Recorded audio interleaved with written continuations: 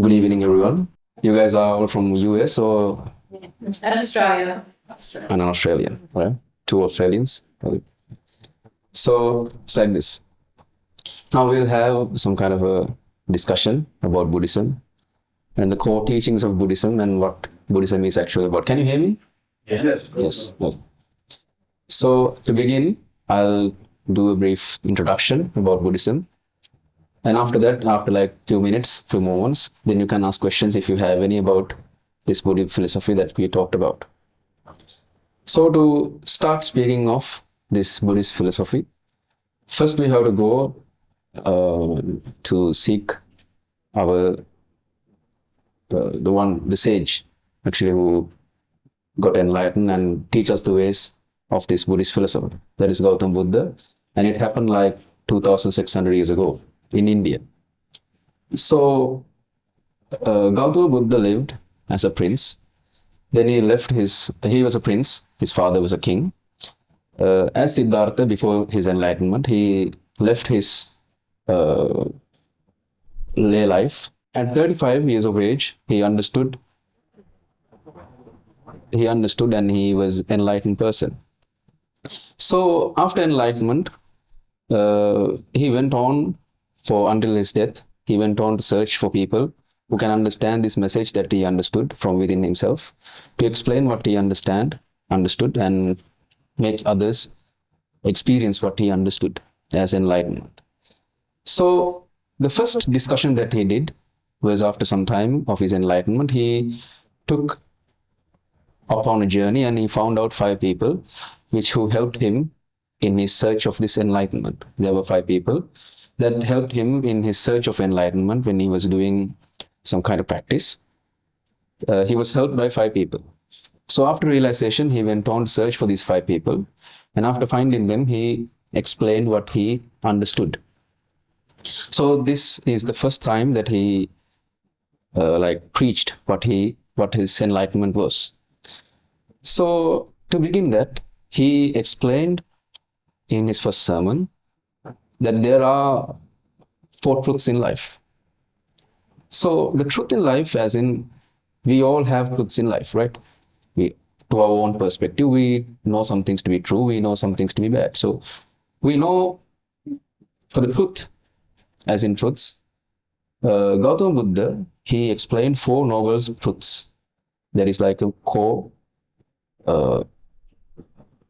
teaching in Buddhism, the 4 nobles of truth. So the first noble truth is, we call it suffering. We call suffering as a noble truth. So what is suffering? Suffering is something that we all experience in our life, right? You have experience in it, I have experience in it. So this suffering, the pain, the sadness comes in 2 ways. We face the physical pain in ourselves, right? When we come across a sickness, when we came across an accident, we feel pain, suffering in our body. And we have another kind of suffering which goes within our minds, right? We suffer from our mind. We have anxiety, stress, depression. So that is suffering. On whatever path that we choose, the thing that we want in life from our childhood is to become happy in life. We go in search of happiness. In the search of happiness, we do so many things. People tend to do so many things. At first, they go to school, get educated themselves in order to become happy in life. Then they go on to have jobs. They get married, they have kids, they go on trips. So many people do so many different various kinds of things in order to become happy in life. So that is the ultimate goal in everyone's life. So when you're going on a path to search this happiness in life, what you come across, what most and every one of us come across, is sadness and suffering in life. So that is a truth in life, that we all suffer. So the second truth that we talked about in these 4 nobles of truth is the cause of the suffering. So the first one is suffering. The second noble truth is the cause of suffering. Normally, every one of us, we are used to point our finger to the outside world, to pinpoint our cause as suffering. As a kid, if I'm unhappy of something, if I'm like stressed about something, I tend to point my finger towards my parents and say, you did this and you are the cause of my suffering. Normally. I'm not saying everyone did, but at some point when we face a trouble in our life, if you are depressed, if you're upset about something, it is always because of someone or something that which has happened on the outside world. We always point our finger towards some other person. Okay, you are the reason why I am suffering in life. If we say my boyfriend is the reason why I suffer, my girlfriend is the reason why I suffer, my parents, the government, the environment, the changes in the environment, the pandemics, so many reasons. But in reality, the real reason for your suffering is not some other person who's living outside you. In Buddhism, the main teaching, it depends on our minds. The enlightenment that we talk about is about understanding your mind. So the cause of your suffering is not some other person who is living outside. It is the own way you think about things. It is your own perspective. So for an example, let's say that someone comes here and he's blaming me and he's scolding me for something that I didn't do or something that I did do. He's scolding me.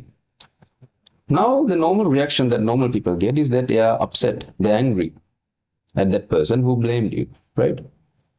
So in Buddhism, in reality, actually, not only in Buddhism, in reality, the reason why you are upset, the reason why you are angry is not because of that person who blamed you, but because you think from yourself. You have frames within yourself saying, okay, these things should not happen to me. People should not blame me. So that is the expectation, the frame that you have within yourself. So the second noble truth, as we speak about, is the cause of your suffering. So the real cause of your suffering is not some other person who's living outside. It is not some entity which exists outside you. It is always because of the way you think. You have frames within yourself. You have expectations within yourself which you, from yourself, created. Because of our own misunderstandings, we do not see it as that. Okay, I have an expectation. People should behave like this. So my expectation will not come true every time. I'm the one who's creating that expectation and I'm getting attached to that expectation that I have. So when someone broke that expectation, you are distressed. You are suffering in life. So the real cause of your suffering is not some person who is doing something in the outside world. It is your own way of thinking. It is your own expectations that you yourself create. So that is the second noble truth. We'll talk about in detail when we go on. I'm trying to explain these four nobles of truth which Gautama Buddha explained at the very beginning of his enlightenment. So the third noble truth is getting rid of suffering. In getting rid of suffering, we talk about an experience that you get. The experience is that enlightenment.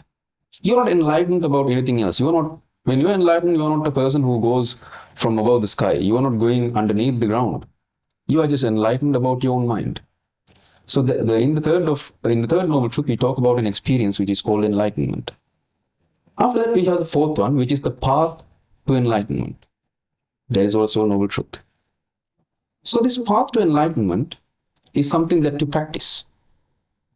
The practice being not anything else. The practice being you being aware about your mind. You are aware about what your mind is. You are aware why you suffer in life. You are aware why this anger, jealousy, and all the things which is happening in my mind. You are aware about those things. So that is the fourth one, which is the path. So the first noble truth is that we all suffer in life. When we go in search of pleasure, we come across sadness, we come across suffering in life. So that is a noble truth. The second one is the cause of our suffering. The cause of our suffering is not, like I explained, is not something which is happening outside. It is your own way of thinking. It is your own perspective. You think certain things to happen in a certain way. But we live in a world that runs on uncertainty. We don't really know what will happen at the next moment. So in an uncertain world, expecting things to happen in a certain way and getting too much attached to those expectations that you have, you yourself is the maker of your suffering. You are the one who's creating dreams. You are the one who's attaching to those dreams that you have, and you are the one who will suffer from those dreams which you have created. So that is the cause of our suffering. Getting rid of suffering is something that you come across when you practice the path, the Fourth Noble Truth, which is the Fourth Noble Truth. The path is something that you practice. There's no such a practice that you do. You live your life normally, and you are aware about what is happening in your mind.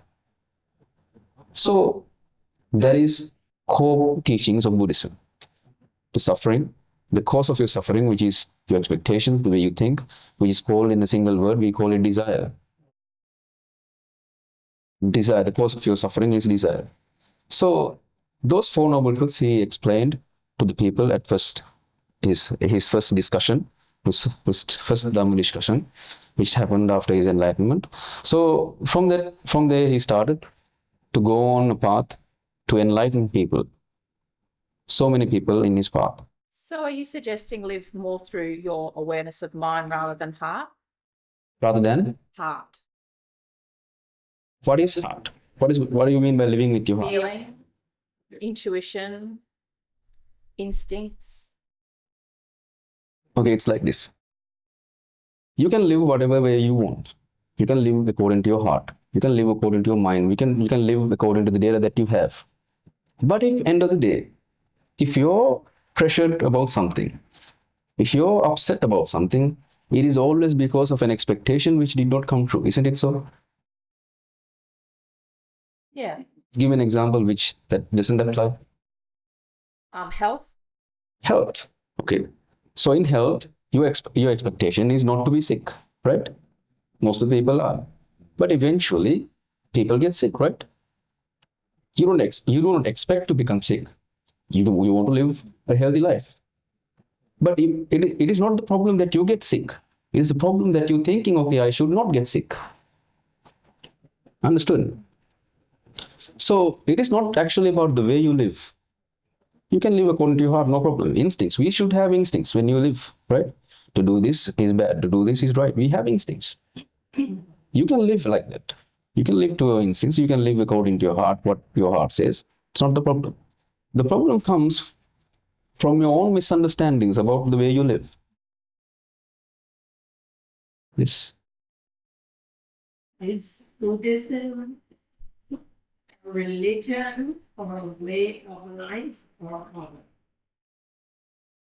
Buddhism is a way of life. It is not a religion. So it's like this. Now, after 2,600 years, it has become some kind of a religion. So the same thing happened not only in Buddhism, in every religion that there is. In Hinduism, in Christianity, in Muslims, everything. Firstly, it is a philosophy. It is a way of life. The sages of all these religions, they explained how to not suffer in life, how to become enlightened. So when time goes on, what happens is people get attached to these teachings and they create a culture from it. So that eventually becomes a religion. Buddhism is actually a way of life. It is a teaching that teaches you not to suffer in life. Could that be if you live in acceptance of whatever comes your way, you accept it, that would release some of your anxieties if you accept what's given your way and then you nurture from there on? It's like this. If you are aware about your mind, there is nothing to accept in life. The things will happen when they happen. I understand what you said. If you're trying to accept something, you're trying to do something. You're trying to accept. Let's say one of your loved ones passed away. It is hard, right? So then you have to accept. You have to put some effort to it. So when you are aware about your mind, if you're like really understood what this mind component is, the way that your mind creates pictures and where you get attached to those pictures, if you're aware about this process, you don't really have to accept anything in life. You will just be a person who's living in that moment. You don't have to really accept anything. The things will happen. You just see it. Okay, something happened. That is it. So live in the moment. Living in the moment comes like this. You can't forcefully live in the moment. What do you mean by living in a moment? It's like being in the present time, right? So being in the present time, you cannot forcefully do that. You cannot think, okay, I'm in the moment. Okay, I'm not thinking about anything else. You can't do that, right? Because your mind, what your mind does is it travels. It goes to the future. It goes to the past. It has so many thoughts that which are coming in very fast. It is coming in and it is going out. Your mind is creating so many thoughts. From your birth, you have given so much data. You have given so much information about the world that you live. This is the way to live. This is the good that you do, and this is the bad that you do. This is your name. I'm your mother. I'm your father. So many information were given to your mind, right? So when time goes on, what happens is your information that you accumulated in your mind will become true in life. Unless you let that go. But Unless you let all that go. unless you, Let all of that go from before. All of the conditioning, all of who you became. that will happen to all of us, right? We will be set upon, okay, this is good and this is bad, isn't it so? So that those are the conditions that which has been made by society, right? Your father will come to you and say, okay, this is good and this is bad, right? People from the society, when you go to school, in schools as well, you learn so many things about mathematics, about science, so many things. But what happens when that data that you have collected becomes true in life?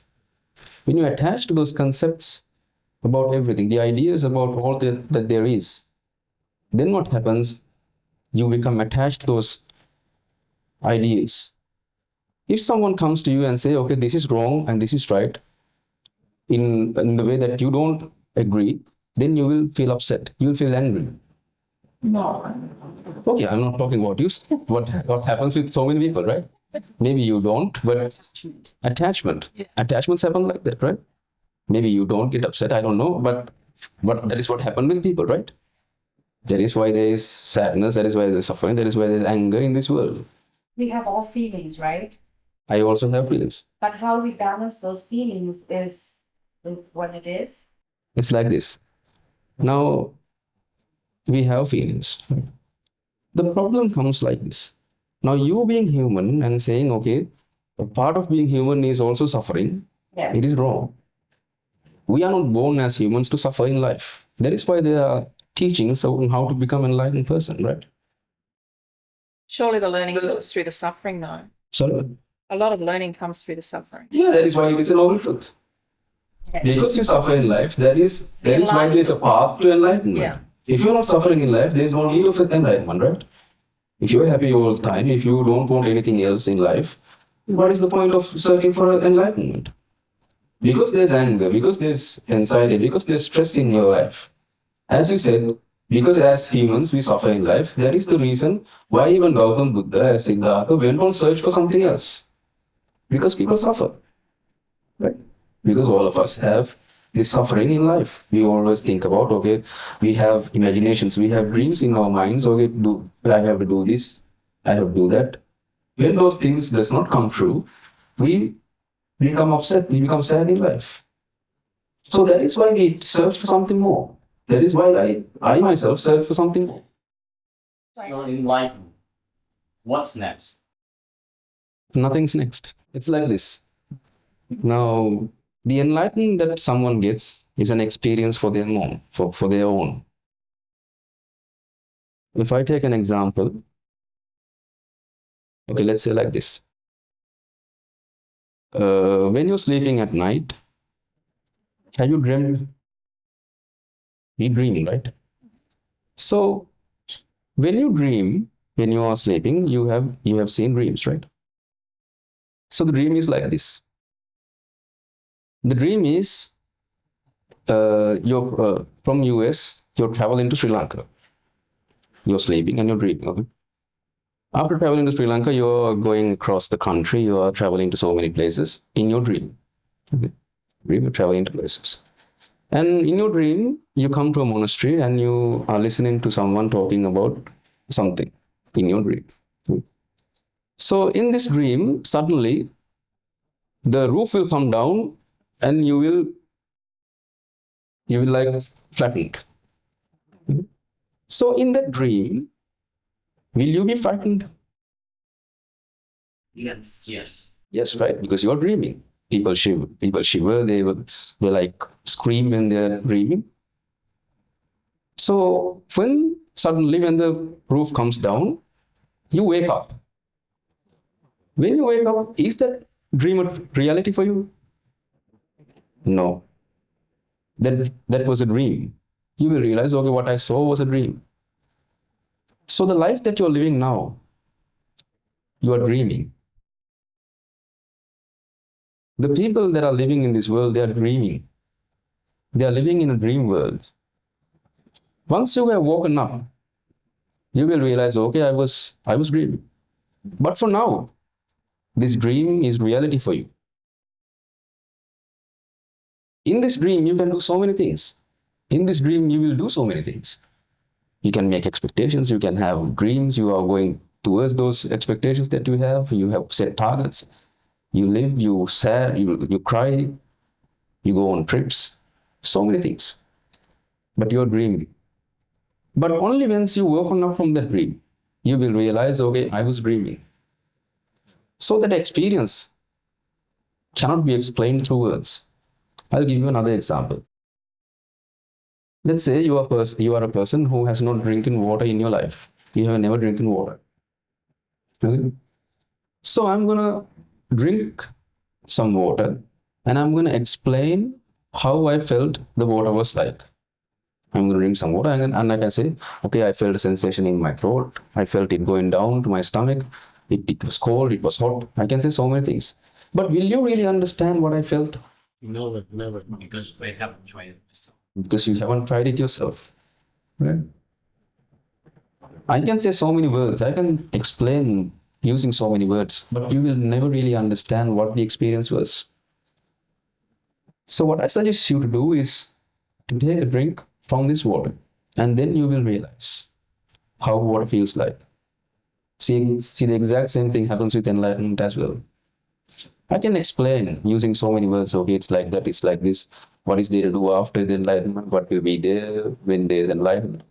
But what you can really do is you can reach for the glass and you can drink some water. Then you will understand. So what is true to you now is that you feel upset. You feel so many things in your mind, right? That makes you upset. You have so many desires in life to do that, to do this. You have created so many expectations in yourself that which makes you unhappy. So that is your starting point. Don't have an expectation. Don't create an imagination of how this enlightenment gonna be. You just travel the path. Yes. How do you know you've reached enlightenment? What's the assessment? What's the test? And who determines that you're there? It's like this. No one can really tell, as in like, when you drink water, like I said in the example, you will know. When your mind, the experience of this enlightenment that we speak about, is that you will become a person which do not have any frames in your mind. You will lose all the attachments that you have about this life that you have. Like I said in the example, you will become a person who has woken from the dream. So this experience that I'm talking about, you will know when you get there. It is like this. Now let's say you are a person who is going in the first grade of school, and you're asking about rocket science. So how can I explain about the concepts in rocket science if you're just in grade 1? You have to go from 1, 2, 3, and then there's a process. It takes a research about your own self to talk about this ultimate ending. Do the steps. Can you explain your own enlightenment to us then? I'm not an enlightened person. You're not. Oh, what are you doing up there, buddy? These are the ones. I'm a person. It's like this. I'm a person who's traveling in a path to get enlightened. I'm also a traveler. I'm humble enough to say that. Because it's like this. Now I have done this research for like 6 years now. I'm doing research on this for like 6 years from the help of our chief monk. So I truly believe that he is enlightened. Because like I have spoken with him, I have do things with him, I know for myself. So that is my ultimate goal. I'm also doing research. But after 6 years of research, I have understood things about my mind. I'm speaking from the things which I have understood. I'm not telling anything that which has not understood by me. I'm speaking my own self. I'm not telling you anything which I have not understood. I have understood from my mind that there is expectations in my mind. I have understood from my mind that how these expectations make me sad in my life. I'm a person who has realized some things about my mind. So those are the things I'm explaining. That is why I said, don't think about the end result. I do not. I'm a happy individual I don't have much expectations like I did before. I'm blissful for that extent. Yes. So are enlightened people still happy, or can enlightened people be? They are like this. They will be happy not as you think. The happiness that you think, it always comes with something. If you have this, you will be happy. If you have that, you will be happy. That's right, because if you are met up with a situation where you does not look as happy, you will not be happy, right? So if it doesn't really matter where you are, what the situation is for your happiness, then you should be happy every time. You should be happy when there is a pandemic. You should be happy when you're locked inside a room. Because that is not true. That is why I say your happiness comes with some certain limitations. Okay, if you see a situation like this, then I'm happy. You have a frame within yourself about how you get happiness. If I'm met up with like this, if my circumstances are met, then I'm happy, right? So if I lose a loved one in the moment of a loss, what am I feeling? Can't be happy. Sad, right? When you lose someone, if you are attached to that person, that is why you call it a loved one. So you'll be happy. You'll be not happy, sorry. You'll be sad, right? So that is what I said. Losing a loved one, so I have also lost some people in my life. I don't really feel sad about it. There is another part of life, right? Dying also is another part of life, part of living. So that is why I said, after doing a research on this for 6 years, I have understood, okay, the real reason why you suffer in life as well, it is because of the expectation like I described. You have the expectation these people that I love should not pass away. You are not really ready to accept, as she says. You're not ready to accept the things which has happened in your life. Isn't it just missing them, Lauren? It's just feeling of missing them. The grieving that happens with the Now you say, loss. It's quite different than... yeah, it's like this. You're missing someone from your own mind, right? You're thinking about that person, and that is why you're missing him, isn't it so? If you're a person who's living in the moment, like you said, like you believed, if you're living in this present moment, there's no point on being upset. You're not going to miss anyone. The thing is this. Now, you loving a person is not you actually loving that person who is in the outside world. When you love a person, what you really love is not that person who is in the outside world. What you love is the idea that you have about that person within yourself. You can't really love a person who is in the outside. What you can love, what you get attached to is the idea that you have about that person in your own mind. Think about it. You can't really attach yourself to an outside person. You have an idea, okay, this is my boyfriend, this is my mother, and she has to do certain things in order to get love from you. So you really Sorry, get I've attached. given birth to children, and there's such an unconditional love there. Yeah, I did that. But think about this. In love, there are certain levels of love. The lowest level is the lust some person has towards someone else. It is like the lowest level. The love that they have, it is very conditional. Okay? When you go on in that path, when you go on in that hierarchy, the next level is a mother's love. It is unconditional towards their children. But if you go even further, it is an unconditional love that goes throughout every personality, throughout everything that they see in life. So the love I'm giving you right now is unconditional.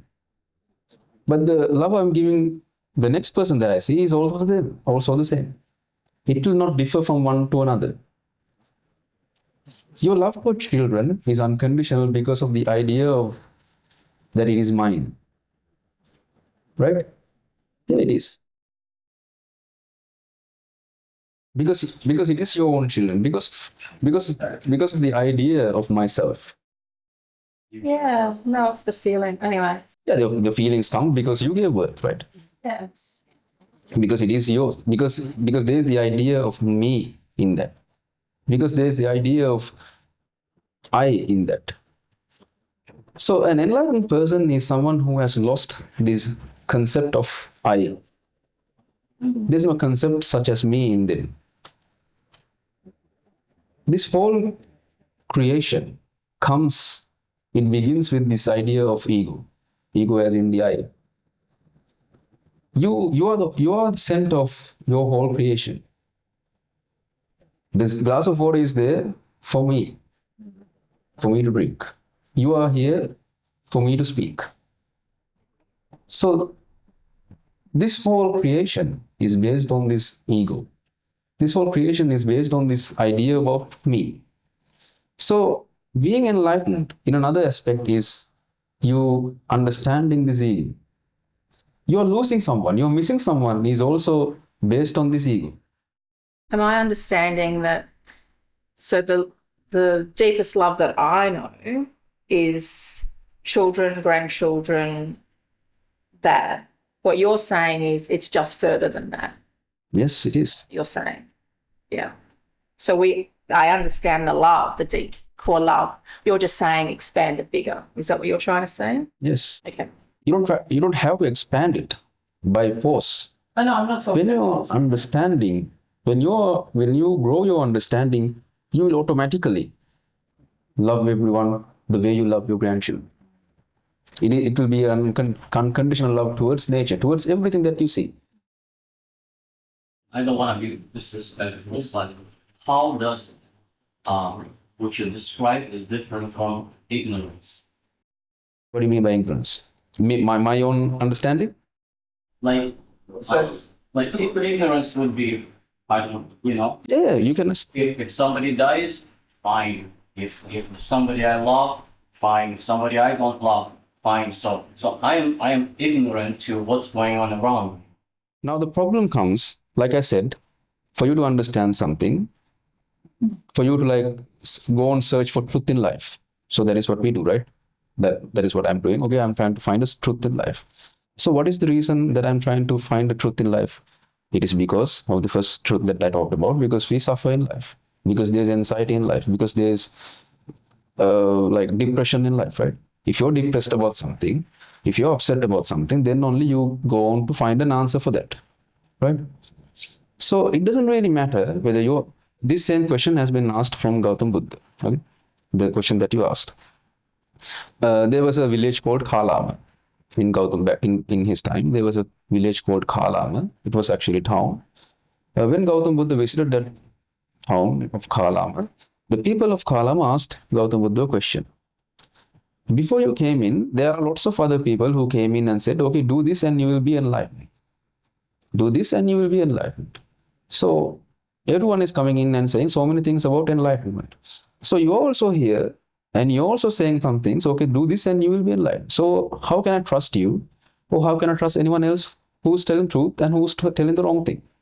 Okay? He was asked that question. Then he said, okay, what you can do is you can practice the path that they shows you for some time. If that path really helps you to understand your own mind, if that path really helps you to, like, if you're not suffering from that path when you travel that path, if you're feeling from yourself that your level of suffering is decreased, that is the path for you. So what I'm explaining is the path that I am traveling right now, it has really helped me to understand my mind, to calm my mind. I am going on a path to search of truth, right? So I am certain from myself that I'm traveling in a path to understand that. So from yourself, if you're like, I'm not, the teaching that I told you is not about I'm being okay with everything that which is happening. My loved one died, I'm fine with it. I'm not saying that. If you're upset about it, you're upset about it. That is also there, right? So this is about understanding the own way you think and understanding how that way you think really makes you upset in life.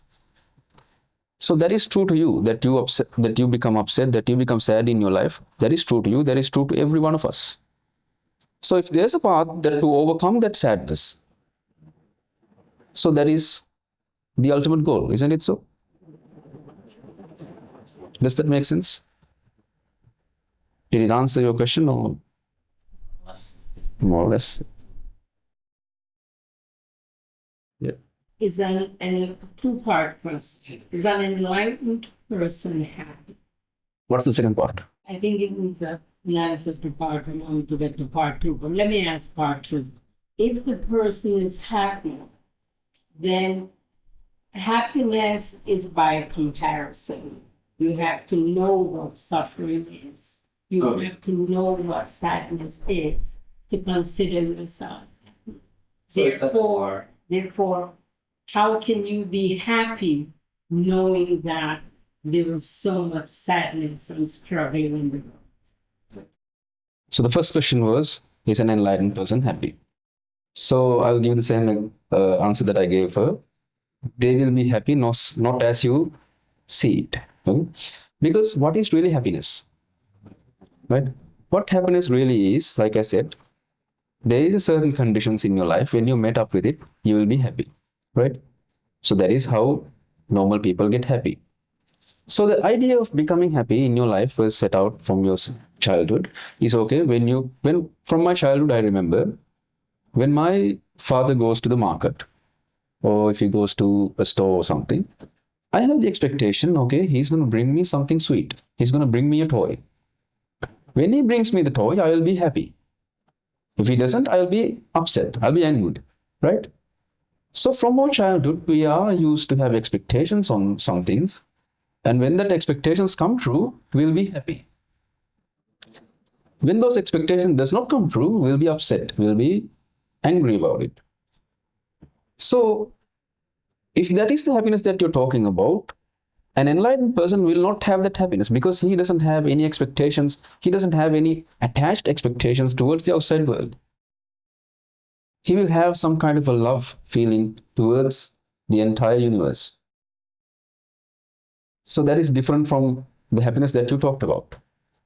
So another teaching that which goes on in the first discussion that he had is that this world always happens in dualistic nature. You have happiness, you have sadness.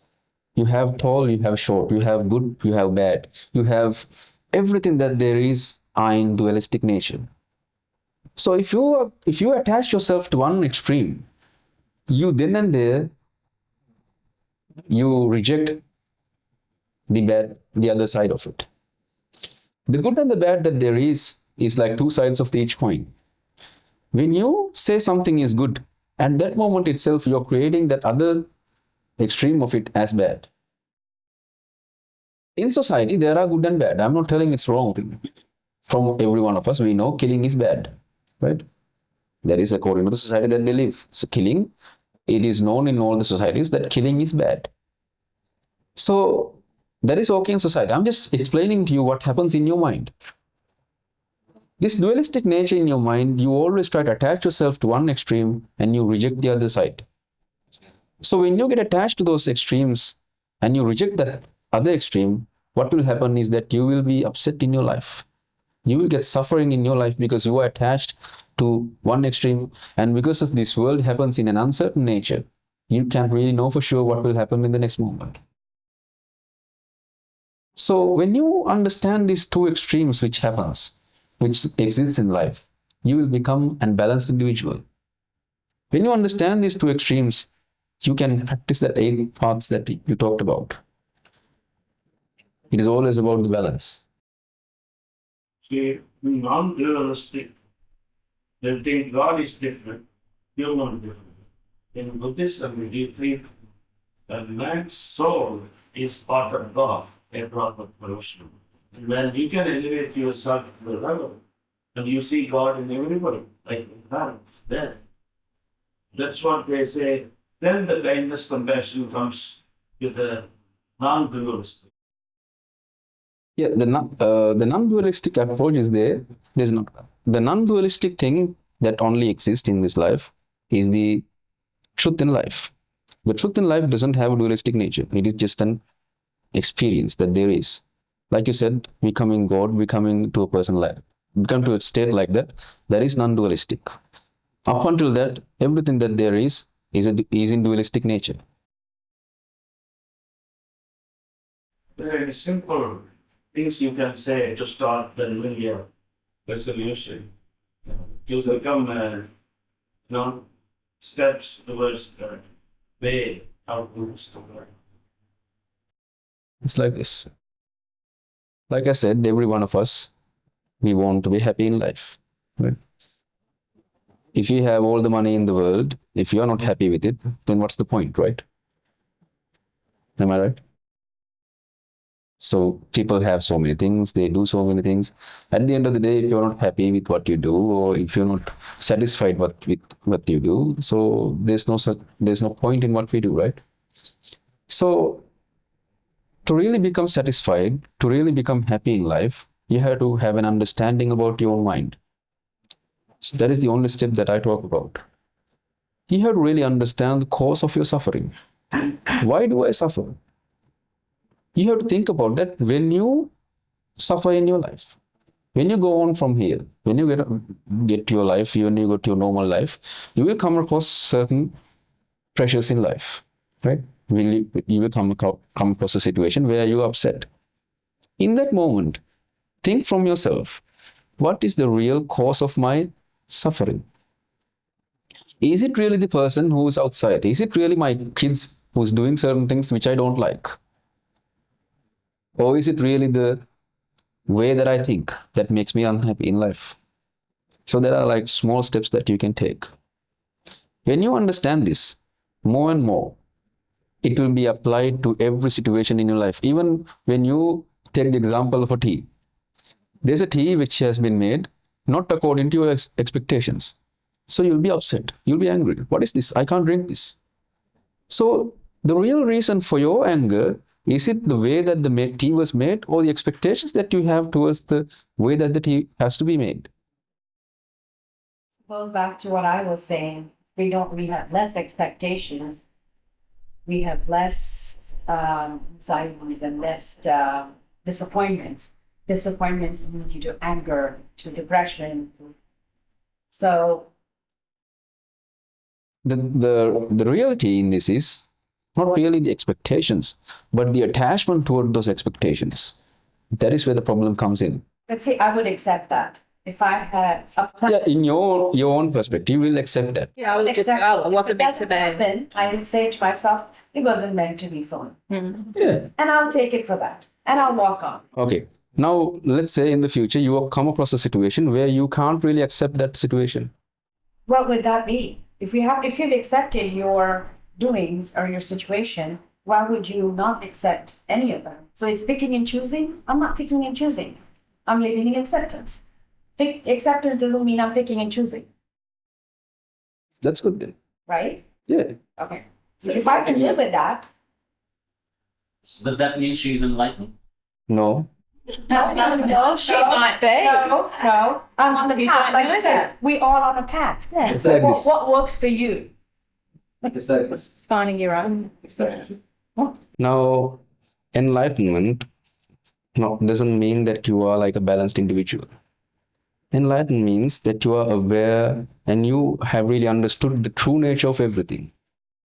Living in acceptance, balancing out your day-to-day life is not enlightenment. That which will be happening to most of the people when they grow, then when they mature in life, they will understand, okay, having more expectations in life will ultimately cause you suffering in life. Right? So that is an understanding that most of the people will have when they mature in life. But this enlightenment, I don't agree. with yeah, sometimes it does, sometimes it does not. Absolutely. Very arrogant. Yeah, but some people, they have that perspective, right? That is okay. But this enlightenment factor comes in about this ignorant part in your mind. The reality that you know to be true is actually a dream that you have. There is something that which goes beyond this expectation compound that we talk about. So once someone achieves, when you feel that you've experienced enlightenment, what do you then do? That is for them to decide. Most of the time, what they do is, Then, no, for you, when you've reached in. yeah, that is for me to decide. Okay, so that's when you can go into the world and help. There's no such thing as that. I can go into the world if I want it, anytime. Okay. Okay, That's my It's your choice. choice. Yeah. you go into the world now and continue on through. If I want, I can. Okay. It's your choice. And you would That still was be the able to understanding, continue your path. Yeah, because I associate with the mind. So the point of going on a path is to understand your own mind, Understanding. Yeah. understanding I who think you a are. lot of times people don't understand themselves and look for answers outside. Yeah, that's right. Answers are all inside you. Yeah, And I think spending time with yourself gives a better understanding. understanding what you want self is. Trying to run away from all these things. Yes. So what are the different levels and colors they aspire? Can you explain a little bit? Because they have an, already undershirt here, you brown, you're orange, what's its purpose and what have you. Okay, I'm a male. Those are females back there. So the attire is a little different. The color of the robe doesn't really matter. It is culture. It doesn't have much of a meaning. It is just culture. But doesn't it just boil down to an individual person Yes, it is. and within himself? I understand you become who you are from what's been written in your life from birth, your upbringing, what's been fed to you, what's been told. You're a blank page, not knowing right and wrong, but as you mature, you understand right and wrong, and you try to correct it. And that's when all the anxiety happens, because now you're all of a sudden been enlightened that there is right and wrong. What my parents told me wasn't all right, or it wasn't all wrong. Now you're an individual who's thinking for himself and says, okay, what I was taught all my life was not right. Now I need to fix this. From yourself. For yourself. Would that be the path for enlightenment? That somebody would want to go because of that?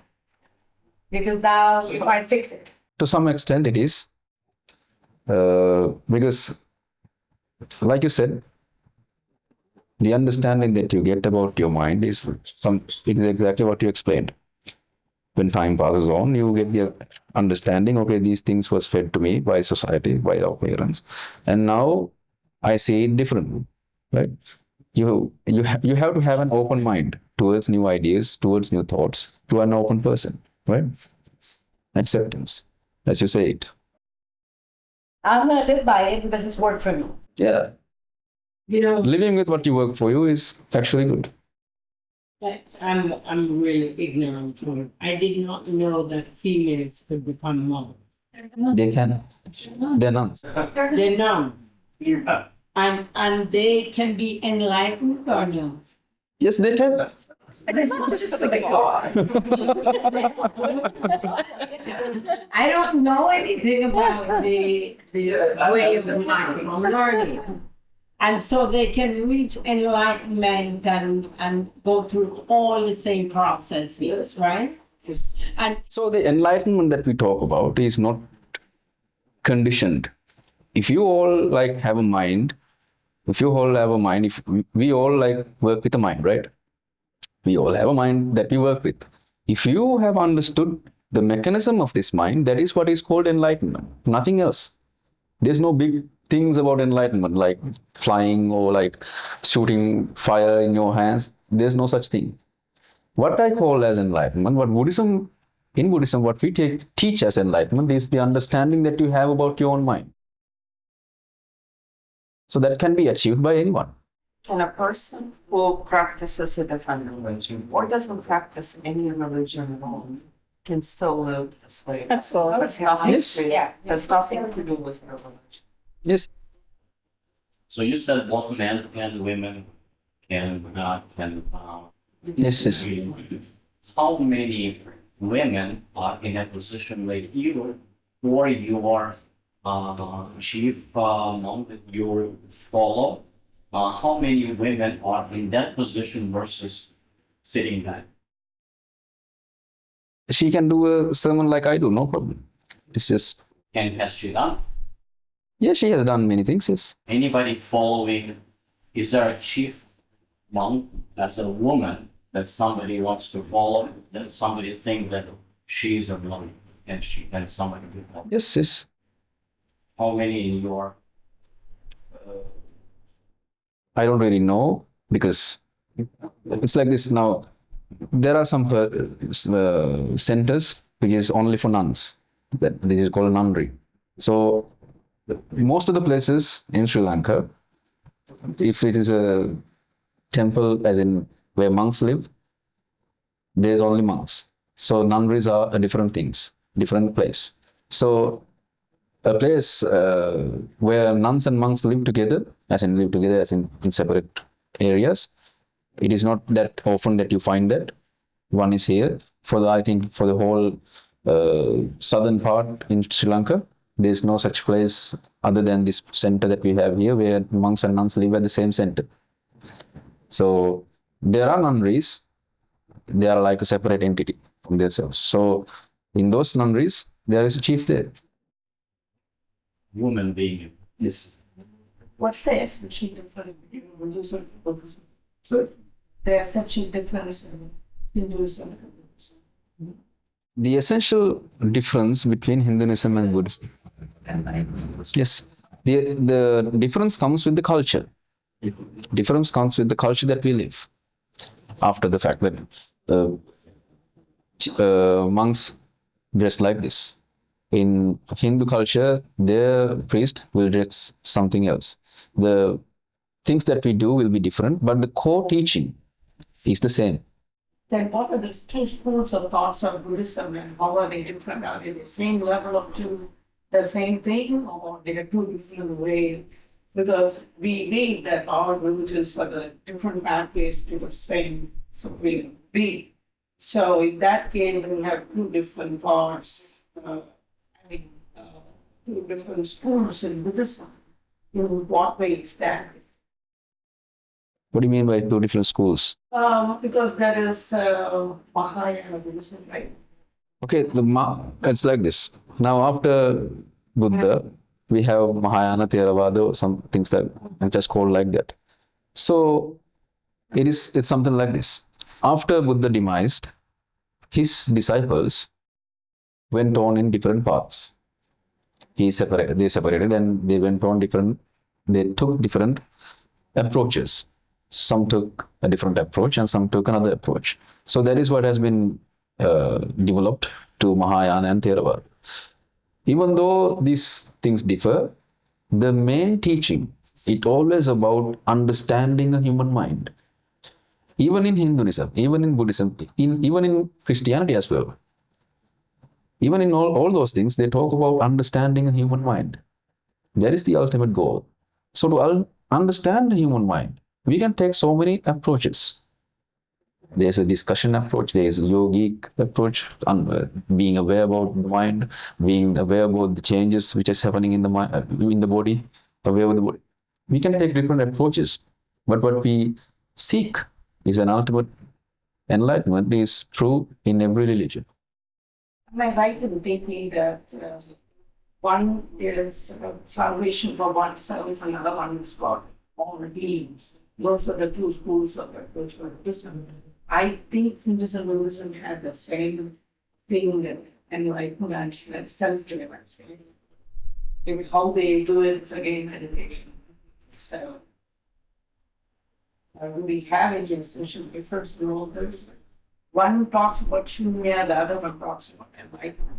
One talks about Shunya, like Shunya. Okay, Shunya. Shunya. Yeah, I understand. That's what is a shunya. Is a little bit. I'm not very well. Shunya means emptiness, nothingness. Shunya. And in Hinduism, they say it's all light and it's all full. So it's I don't know. It's just. Yeah, I understand. So, No. It is all the same thing. Even in Buddhism, we talk about shunya. Okay, shunya as in when you lose everything that which is you gain everything that there is. Was your original guru, the one many years ago, did he sit under a tree for his enlightenment? So Was he sitting under a tree when he was enlightened? we don't know for sure. We were not there. It is said that he was. There was some story that Yeah. someone sat But I there. believe enlightenment can be achieved anywhere. You can be in Yes. crowds of people. You don't have Yes. to. Correct. Yeah, That's you can be correct. entitled anywhere. It's all. It is symbolizing that he was like. It was a symbolization that he was in under a tree. Something. you deeply touched dualism and non-dualism.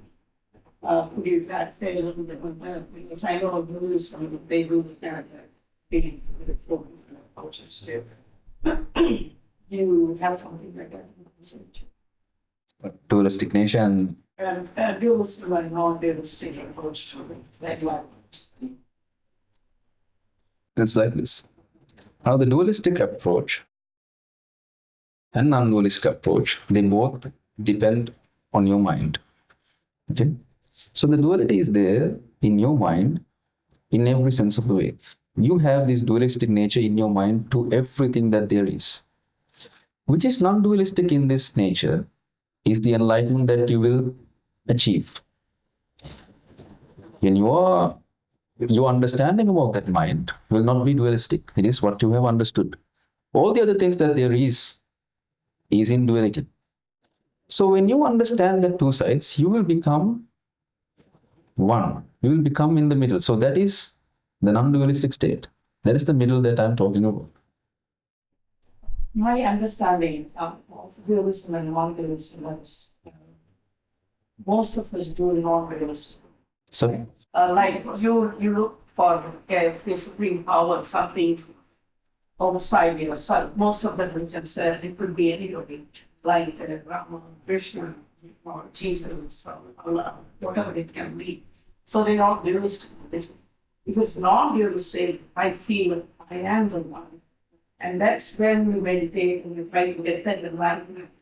And that is the non-dualistic approach for enlightenment. And dualistic, most of the religions are different pathways, where again they say you can use 4 different yogas. And that again leads me to the same thing then, enlightenment. So that is the way, is my understanding. When you read about the dualism and non-dualism, I'm not very clear. okay. So In a Buddhistic. okay. So your understanding is the non-dualistic approach is that you understand that these people that you talked about is from the outside and you become yourself. Is that it? Yeah, dualistic is most of the time we are at the level where we like to believe in it, or and that there's a supreme power that is going to happen. dualistic. That is dualistic, because I am the one and the God is the other. But in non-dualism, you feel that there is a supreme power, and you are trying to realize what it is, and that was only within myself, and that was non-dualistic. It was just me. In Sanskrit, they call it as Advaita because it was a non two. So It's just the understanding is, it's not wrong, but the thing is, the perspective has changed. What you call as dualistic and what I call as dualistic is change. It's different. But at the end of the day, you are saying the non-dualistic approach that you take, that is what I talk about as dualistic. I'm talking about from myself, I see the dualistic nature. So you being saying, okay, you are saying this non-dualistic approach that you take, that you say is that you are the who you are in center, and then you have to see clearly, okay, what is this dualistic nature? The names that has been given, dualistic and non-dualistic, has changed. The ideas have changed, but the practice that we do in the day is the same. Yes, you being non-dualistic means you are trying to understand something from within yourself. You're not looking for a higher power, right? So what you have to understand within yourself when you come to this non-dualistic nature, when you come to this non-dualistic practice, is that you have to understand what is happening within you. that being called non-dualistic. That is, in whatever form, when you come to understand something within yourself, it is always in dualistic nature, right? Is it at a little more higher level when you have more understanding of yourself? Then Yes, that's what I'm talking about. To have a more understanding about yourself, you have to understand the dualistic nature within yourself. Does that make sense for you? What I'm explaining to you is, forget about all the dualistic things. Now think about that you're trying to understand more about yourself. What is there to understand? What do you try to understand? no, I'm trying to think like when you think the supreme power is outside you, then it feels you can pray and get the peace that you are looking for. And if it's wrong dualistic, you think Lord is supreme one and you realize that you are meditating and trying to get it right. That is my So how do you meditate? meditation is the same, whatever religion you are in.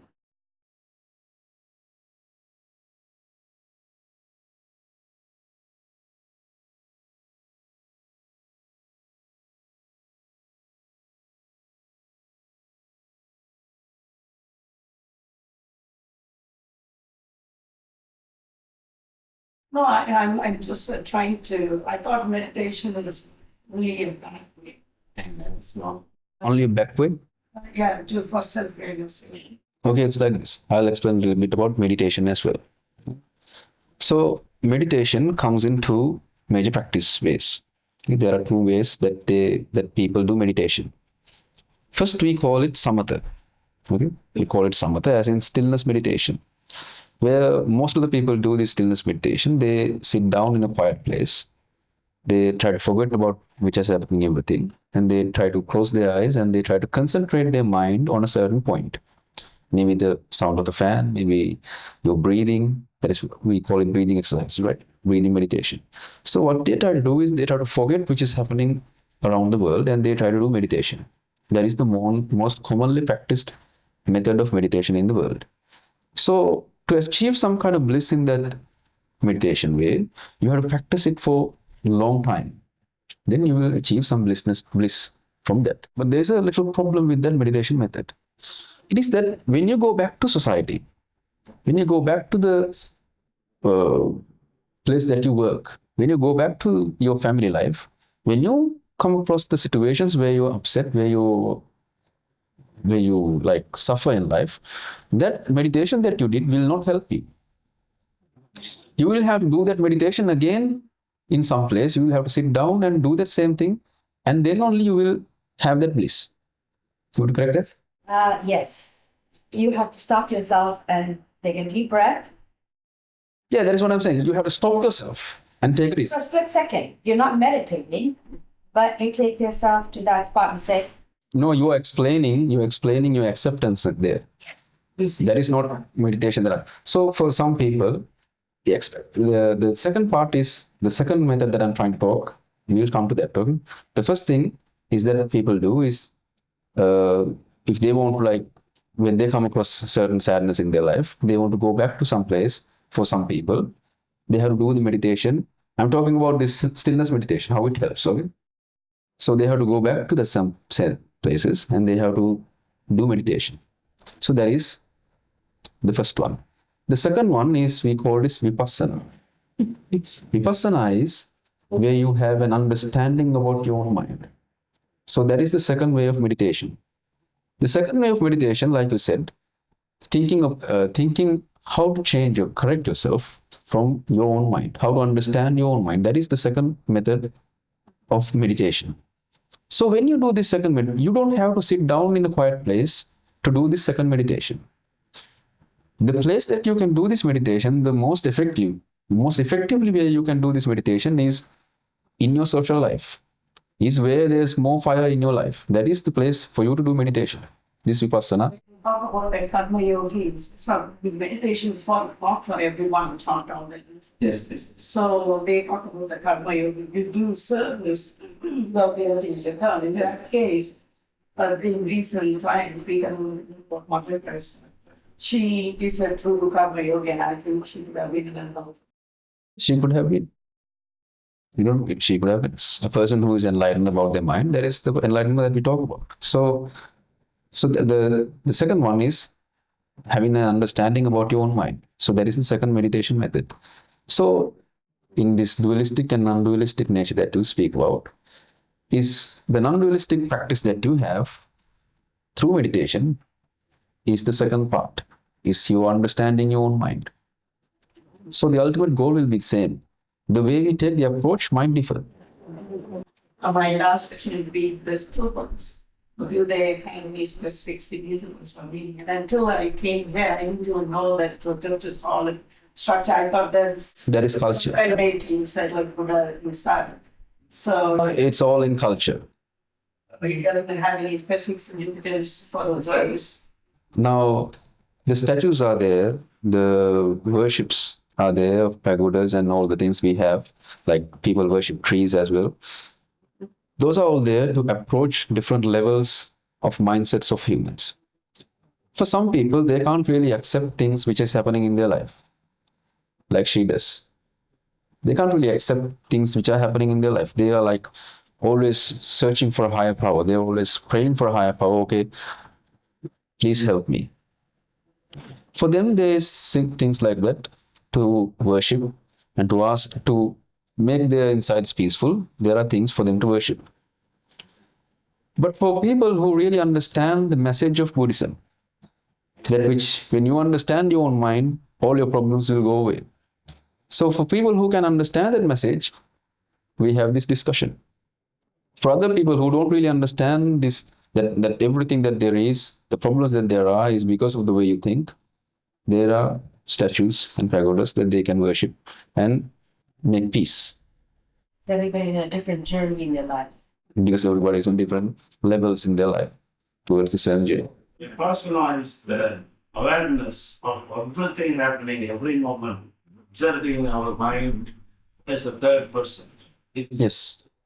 You don't make an effort on doing that. You just live your life. You just live your life. You do what you want. You go on in the same way. But when you are faced in a situation where you're upset, where you're depressed, where you're stressed out, just think for a moment, the real cause of my suffering, what is it? Is it really something which is happening outside, or is it really the way I think that has made me suffer in life? What about that bhajan that it's used? Is it, can you use it only after a certain level of mindfulness, or is there something to do with that?